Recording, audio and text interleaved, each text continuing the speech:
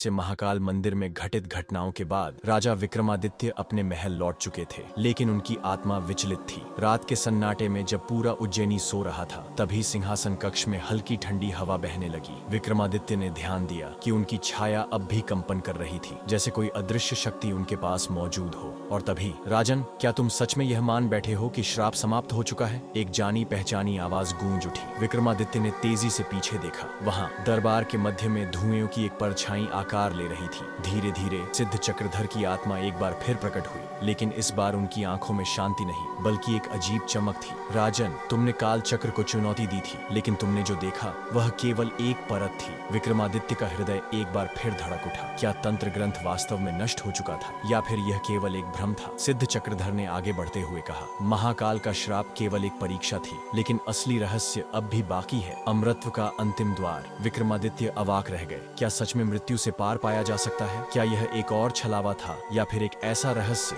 जिसे समझना आवश्यक था? राजा विक्रमादित्य को अब एक नया निर्णय लेना था। क्या वह इस रहस्य को और गहराई से समझने का प्रयास करेंगे, या फिर इस बार वे समय के नियमों को स्वीकार कर पीछे हट जाएंगे? आप क्या सोचते हैं? क्या राजा विक्रमादित्य को इस नए रहस्य को खोजने के लिए आगे बढ़ना चाहिए? राजा विक्रमादित्य ने निर्णय ले लिया था। यह रहस्य अधूरा नहीं छोड़ा जा सकता। महाकाल मंदिर के अंदर एक गुप्त कक्ष की बातें सदियों से कही जाती थी।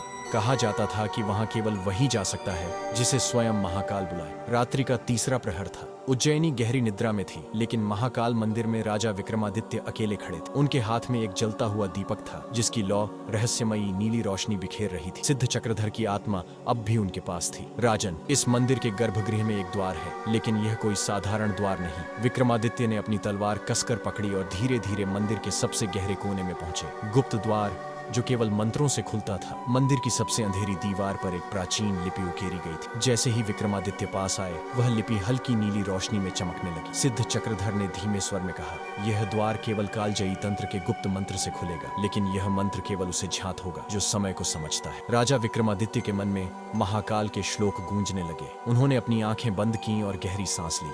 एम काल महाकालाय नमः। अचानक दीवार पर बनी लिपि तेजी से चमक उठी और पूरे मंदिर में एक कंपन महसूस हुआ। गुप्त कक्ष खुल गया। धीरे धीरे पत्थरों की जंजीरें हटने लगी और सामने एक अंधकारमय सीढ़ी प्रकट हुई, जो मंदिर के नीचे कहीं गहराई तक जाती थी। सिद्ध चक्रधर की आत्मा पीछे हटने लगी। राजन, अब आगे का रास्ता केवल तुम्हारा है। यह रहस्य तुम्हें या तो अमृतत्व का अंतिम सत्य देगा, या फिर समय के गर्त में समा जाने का द्वार। विक्रमादित्य ने बिना एक पल गंवाए सीढ़ियों पर कदम रखा। अब सवाल ये है, मंदिर के इस गुप्त कक्ष में क्या छुपा है? पहला, काल विजय तंत्र का अंतिम रहस्य। दूसरा, कोई और पुराना तांत्रिक सिद्ध पुरुष। तीसरा, या फिर स्वयं काल चक्र का प्रवेश द्वार। आप क्या सोचते हैं? राजा विक्रमादित्य को आगे क्या मिलने वाला है?